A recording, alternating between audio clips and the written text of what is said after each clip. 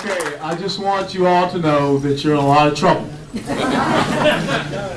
Because you are here with the guy who is the #1 target for the entire Democrat Party. Oh, Johnny? All right. So, that being said, I want to read something to you all before I talk to you. And for me, most important, I want to hear your concerns. But a lot of things are being said out there on the airwaves. And I want to put some of this to rest. As you know, I sit on the Armed Services Committee. I was selected to be one of the conferees on this thing called the National Defense Authorization Act. And as you all know, the National Defense Authorization Act is done every year. It's the authorizing document to fund the United States military and give them their guidance and direction. So I'm going to read to you all the truth. Wow. December the 12th, 2011.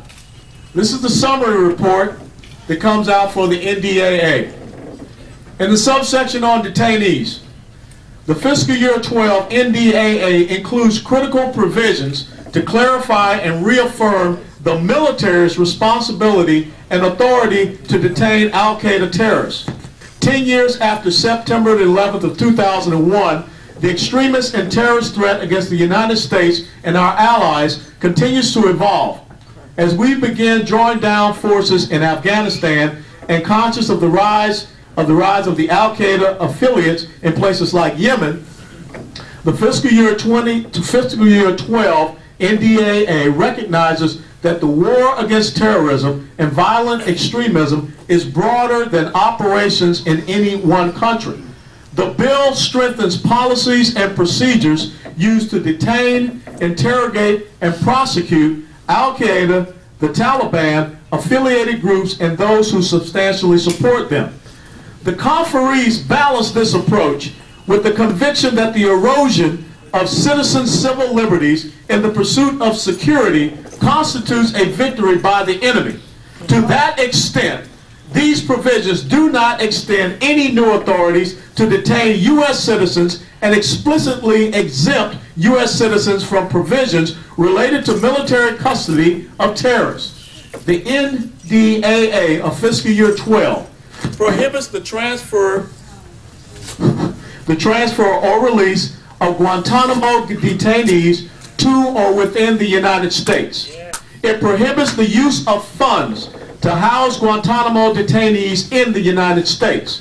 It reaffirms the lawful detention of individuals from al-Qaeda, the Taliban, and associated forces engaged in armed conflict with the United States without extending new authority to detain United States citizens. That is the words, that's the language that comes out of the summary report. Now, I have pulled out from the NDAA page 657. And on page 657, this is what it says. Applicability to United States citizens and lawful resident aliens. United States citizens. The requirement to detain a person in military custody under this section does not extend to citizens of the United States. Lawful resident aliens. The requirement to detain a person in military custody under this section does not extend to a lawful resident alien of the United States on the basis of combat taking place within the United States, except to the extent permitted by the Constitution of the United States of America. Now, to everybody that's saying everything contrary, I want you to show me what page it says something different than what it says on page 657, taken out of the National Defense Authorization Act.